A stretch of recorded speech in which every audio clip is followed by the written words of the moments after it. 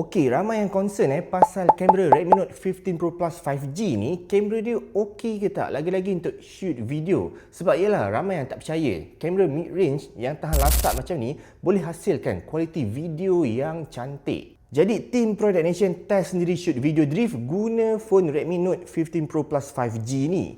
Bila fikir balik, macam mustahil boleh dapatkan video yang cantik sebab gegaran dari kereta campur dengan kondisi yang ekstrim masa rekod. Tapi hasil dia, aku sendiri surprise.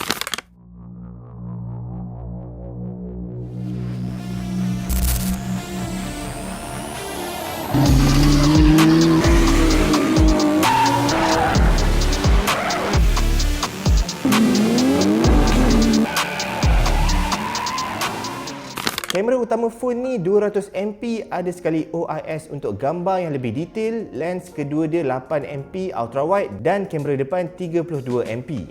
Kamera dia menggunakan AI engine untuk enhance lagi image processing dia. Jadi gambar sudah tentu cantik.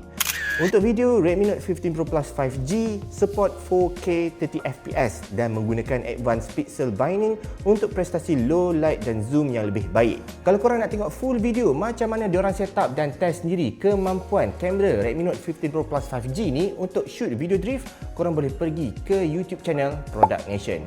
So macam mana guys? Apa pendapat korang dengan kamera Redmi Note 15 Pro Plus 5G ni?